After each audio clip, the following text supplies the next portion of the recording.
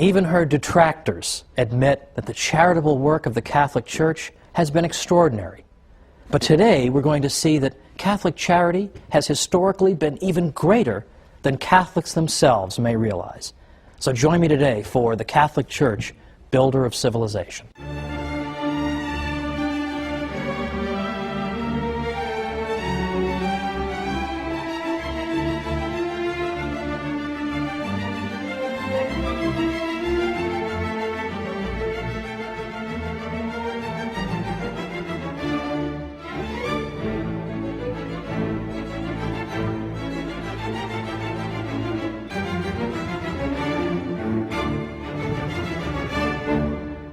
Welcome to the Catholic Church, Builder of Civilization. I'm Thomas Woods. Today we're talking about Catholic charity. Now we all think we know all about Catholic charity, and indeed we do know a great deal about it. Even her opponents admit that the Catholic Church has done more charitable work than you can possibly believe. But Catholic charity is in fact even greater than people realize. And today we're going to explore why. For instance, it's the quality of the charity as well as the quantity. It's not simply that the Catholic Church did a lot of good work for people. That we'll look at in a moment. But it's the spirit that animated that charity as well. So, for instance, the Catholic Church taught that you should help somebody not because you expect a reward or you're going to keep hectoring this person forever, that you owe me something, remember I helped you 3.5 years ago, or you don't do it so that you can show the world what a great person you are.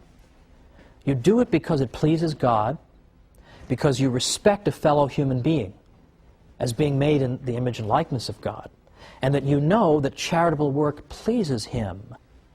This is why you do it. You do it out of a love for God and your fellow man, not because you expect any kind of reciprocity.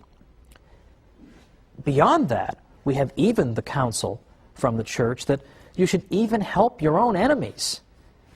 What are you, crazy? In the ancient world, they would have thought that was crazy. In ancient Greece and Rome, that would have been considered absurd. And indeed, in the ancient world, a lot of the giving was self-interested. It was not given out of the pure desire simply to help a fellow human being. So the quality, the kind of charitable work, the spirit that animated it, was very different in the Catholic world than it had been in the world that preceded the Church. But we should not at the same time disparage the question of quantity, because here too the Church excelled.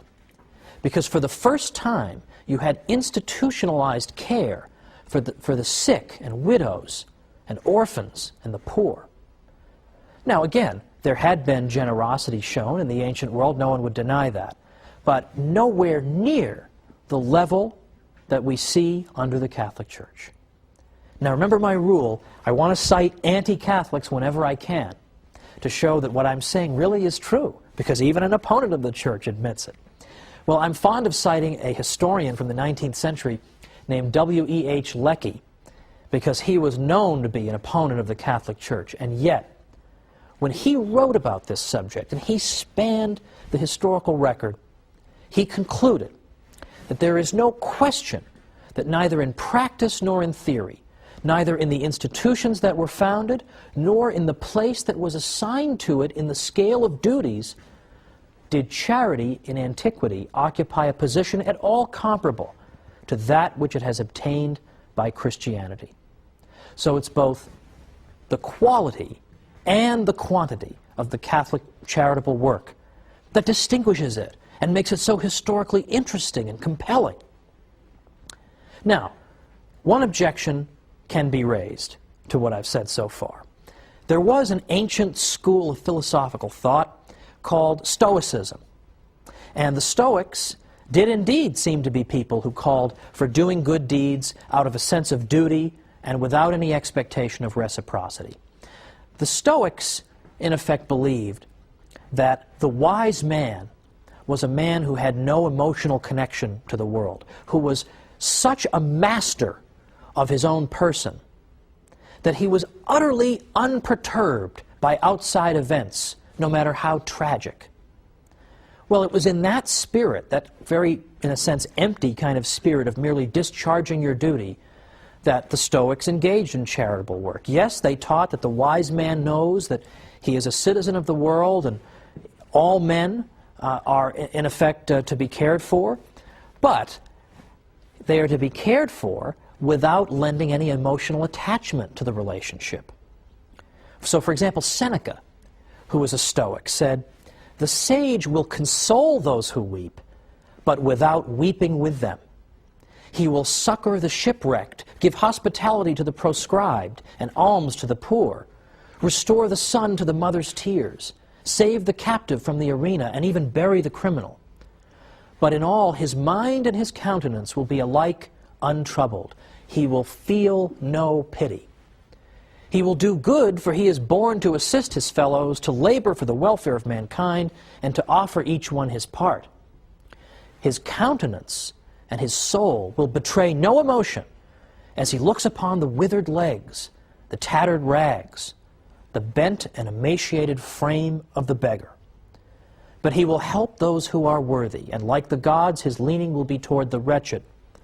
But it is only diseased eyes that grow moist in beholding tears in other eyes." Well, that was the spirit of the charity of the Stoics. So they themselves were to be unperturbed by outside events, by the misfortunes of those whom they helped. And so naturally, they were perhaps not as eager to go out looking for evil, because they in effect tried to ignore the existence of evil. They did not make the kind of emotional connection that we see, for example, in a Mother Teresa. Mother Teresa, these people were not. In fact, we have example after example of Stoics being given bad news. For instance, "Sir, your child has just perished," and we hear the Stoic reply so flippantly, saying things like, "Well, had to go sometime." Who on earth would say that when losing a child? But that was how the Stoic demonstrated his complete mastery of the outside world. "I'm unperturbed by this. Nothing can affect me. I do not let my emotions get the better of me." Now, getting back to the Catholic Church, where does this spirit of Catholic charity come from? Well, it comes from her founder. It comes from the teaching of Christ himself, who of course said to us, "A new commandment I give unto you, that you love one another as I have loved you, that you also love one another. By this shall all men know that you are my disciples, if you have love one for another." St. Paul went to an even greater extreme to some people when he specifically noted that you should show charity even toward your enemies. Now, Christ instructed that of us as well. But St. Paul was cited repeatedly on this front, and his letters were cited repeatedly by early church fathers to encourage people to follow the counsel of St. Paul, and in fact to do good even for their enemies. Now, we're going to talk more about Catholics doing good for their enemies a little bit later. But for right now, let's look at early church history and see them taking the words of Christ and making them into reality. We already see that in early church history, during the context of the Mass, the faithful's offerings for the poor would be placed on the altar. Early Christians also imposed fasts on themselves so that they could save the money they would otherwise use to buy food and give that to those who were in need.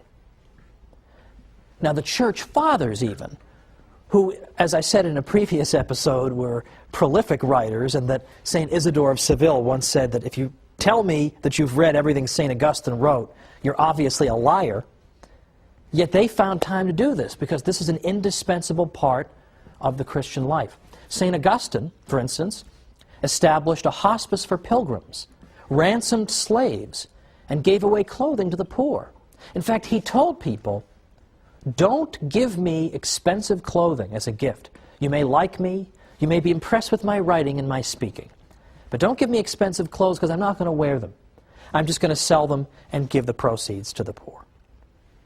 St. Cyprian and St. Ephrem organized relief efforts during times of plague and famine. Now, St. Cyprian in particular instructed Christians, this is the 3rd century, during a pestilence in Carthage. He said, "If we only do good to those who do good to us, what do we more than the heathens and publicans? If we are the children of God, who makes his sun to shine upon good and bad, and sends rain on the just and the unjust, let us prove it by our acts, by blessing those who curse us, and doing good to those who persecute us." Now there was a fellow named Pachomius in the Roman army in the early 4th century who was very impressed that at a time when famine and disease struck the army, who came out and helped them? Who came out and lent their undiscriminating assistance? It was those who believed in Christ. And here they were helping some of the very people who had persecuted them in the past.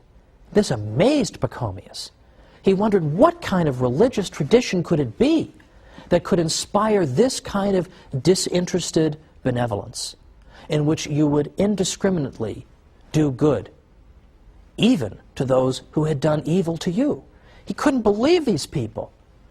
So what do you think happened? He began investigating the faith. What is this all about? And before long, he himself was a convert. This is, in large part, how a great many Catholics have converted non-Catholics. It's not always by debating them into the church or bashing them over the head into the church, although, by the way, that's how I came in. People bashed me over the head over and over and said, "It's the one true church, what's the matter with you, you Lutheran?" And it made me think, and I came in. But other people have been brought into the church because Catholics have just niced them to death. They're just so nice to them all the time, they just can't take it anymore. "Okay, I will look into this. How can you people be so good to me?" And that's what brings them in. That's what brought in Pachomius. This is the great witness of Catholic charity. Now, as I say, it's always fun to see what anti-Catholics have to say. And there are many of them. But even anti-Catholics have admitted, as we'll see after the break, famous anti-Catholics have admitted that they don't know how to account for what the Catholic Church has done. They look at Mother Teresa, they don't know how to explain this without using a supernatural explanation. Well, let's go ahead and come on back after the break, and we're going to see some of the Church's most outspoken opponents and what they've had to say about Catholic charity. So come right back.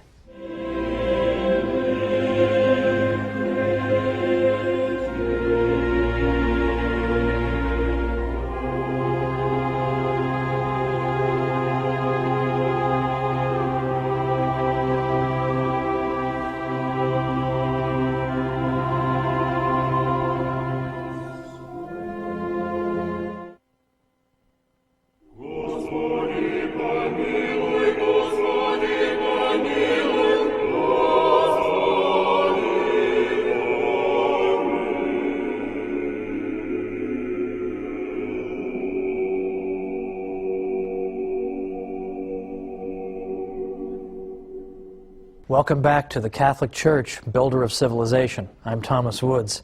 Today we're talking about the extraordinary story of Catholic charity and arguing that in fact it's been far greater than even the Church's greatest friends, I think, have sometimes appreciated. So we've gone through and seen, for example, what the early Church Fathers did in terms of charity. I gave a few examples of that. Or we've seen in the Scriptures where Catholics are urged to display an exemplary degree of charity. We've seen how it contrasts with the attitude of the ancient world, in which charitable work was something to be done, in effect, for a reward, or to call attention to oneself. And even when you do have the example of a school of thought like the Stoics, that does seem to say you should do good without expecting a reward, they do it out of such an emotionless sense of duty that we almost would view it as dehumanizing today. And that's not what the Catholic Church calls for at all. Well, just before the break, I was pointing out that a great many of the Church's best-known opponents over the years have conceded this point about Catholic charity. So I'd like to make good on that promise and go through a few of them, because this is quite astonishing, what we hear. Voltaire was perhaps the most anti-Catholic French intellectual of the 18th century, and that is saying something. And yet even Voltaire had to admit that he could not get over the extraordinary sacrifice that women religious made in order to work in hospitals. These nuns in their good work were extraordinary to him. And so Voltaire actually said, "Perhaps there is nothing greater on earth than the sacrifice of youth and beauty, often of high birth, made by the gentle sex in order to work in hospitals for the relief of human misery, the sight of which is so revolting to our delicacy." And he said, "Peoples separated from the Roman religion have imitated only imperfectly so generous a charity."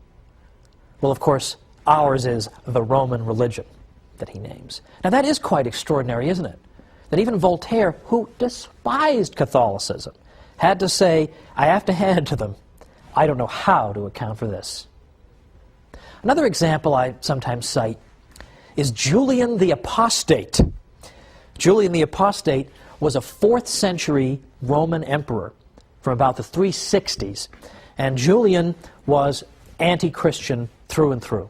He despised the toleration that had been extended to Christianity in the Edict of Milan in 313 by the Emperor Constantine. And in fact, Julian wanted to bring back ancient paganism and wipe out the Christian presence. And so, what did he try to do? He tried to revive a pagan priesthood and pagan ceremonies and all the trappings of an ancient pagan religion and give that the support of the state. And one thing Julian kept coming back to was that people kept being attracted to the Christian religion because the priests in that religion were so good and kind and generous, and the faithful in that religion were so good and kind and generous. And it drives Julian crazy. He says repeatedly, these people are so nice, why are my pagan priests not that nice? Why are you pagans not so nice? Because the Christians are coming in and they're snatching up people left and right by their good example. Why can't we come anywhere near imitating them?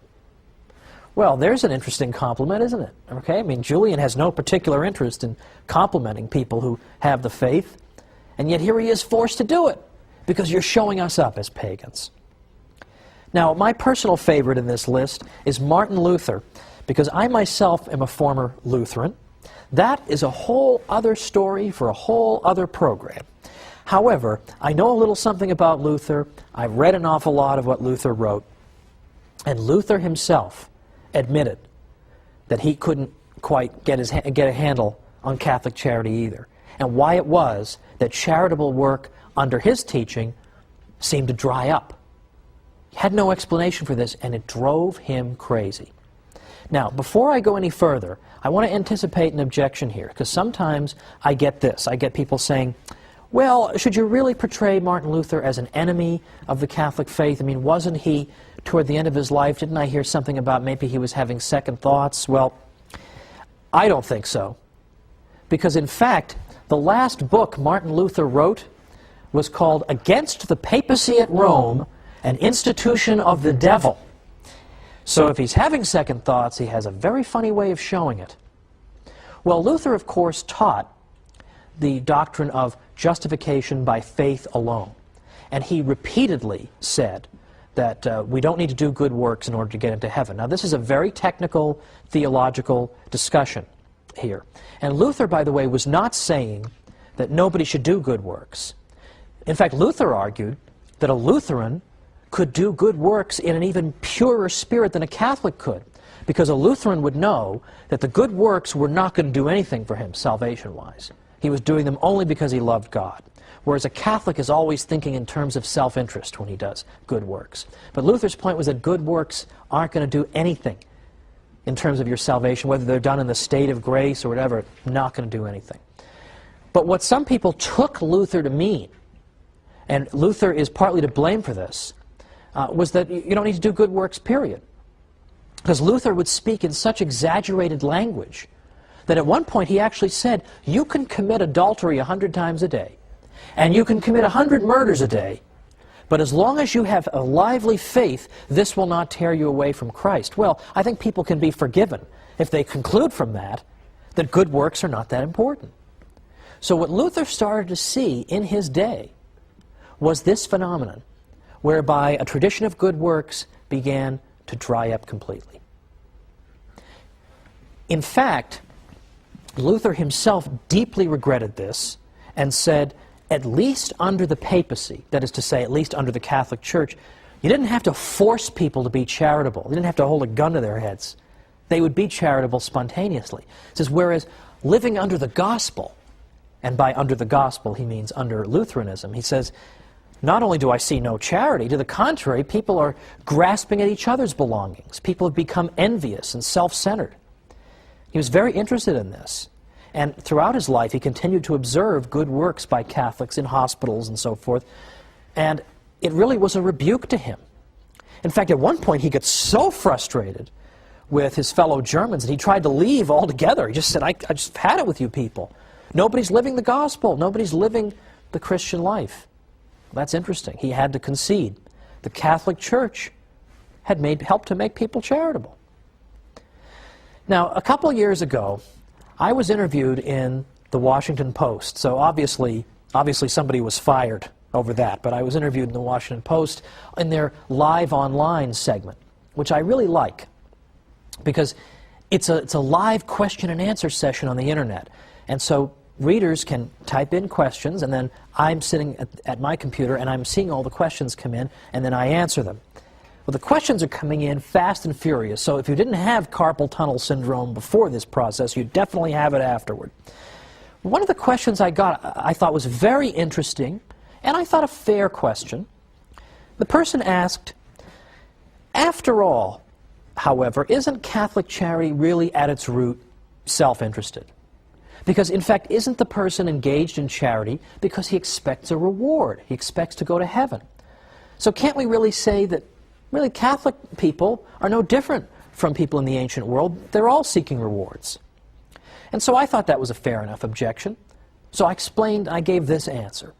And I hope this is a good enough answer. If you don't think it's a good enough answer, write to me and I'll give a better answer the next time. But I gave an answer that was twofold. I said, first of all, the Catholic Church recommends to us in effect tells us there are three different levels of sanctity when it comes to doing good. Some people do good simply because they're afraid of going to hell, and that's the only motivation that will reach those people. Now, that's considered to be sort of good enough, but it's certainly not the ideal. At the next level, people do good because, as the questioner suggests, they seek heaven. And now, I personally see nothing wrong with that. But even that is not the ultimate level that the Church recommends to us. The Church says there is a top level. There's a level at which people do good solely because they love God and they want to please God. And that's why they're doing their good works. Not for any expectation or hope of reward, but because they want to please the God they love. And I said to the questioner, this is what the Church is calling us to, is precisely this level of benevolence at which we're not thinking about ourselves. We're thinking only about God and only about doing good for its own sake. But then secondly, I said, consider Mother Teresa's missionaries of charity, because they're such an excellent example. I said, consider them. Now you may say, they're doing all these good works and helping all these people who are in wretched conditions oftentimes, and the sickest of the sick and the poorest of the poor, and they're helping those people simply because they want to go to heaven. But they could go to heaven by working in an air-conditioned office. So what makes them want to work in Calcutta, places of that sort, or makes them want to work in AIDS hospices? I said, they can get to heaven doing those more comfortable things. They can be in an air-conditioned office. Why do they seek this out, then? If all they care about is going to heaven, they could do something else. And moreover, look into their eyes. Look into the eyes of one of those missionaries of charity nuns in one of these AIDS hospices, in which she's looking at patients who oftentimes during their lives have been alienated from the Church and sometimes even hostile. And when they look up from their beds at these women religious, all they see are eyes filled with love. And I said, can you really look in those eyes and say that all you see is a woman seeking a reward? That's all you see? Don't you see something there that is far deeper and more significant and more moving? That was my answer. And I think that is ultimately the answer. And in fact, the Christian God, following from the Hebrew tradition, believes that it is good for human beings to be good to each other. And this was something new among the religions of the ancient Near East. The gods of ancient Sumer didn't seem to care about the human race at all, or what they did. The gods of ancient Greece sometimes used human beings as playthings. They treated them arbitrarily. They were capricious toward human beings. They didn't seem to care how people behaved toward each other. If you wanted to satisfy some of those gods that I've mentioned, you could do so only through various kinds of ritual sacrifice and then just hope for the best. But our God is pleased not only by the sacrifice of the Mass, but is also pleased by good behavior. He cares about how we treat each other. This was something new under the sun. He doesn't want only ceremony, as important as that is, but he cares that we should be good. We should be good to each other, and that's one of the things that pleases him. And it should not come as a surprise that a God who teaches this is going to give a brand new morality to his people. So next time we're going to see how Western standards of morality have been shaped by the Church. So join me for the Catholic Church, builder of civilization, and I'll see you then.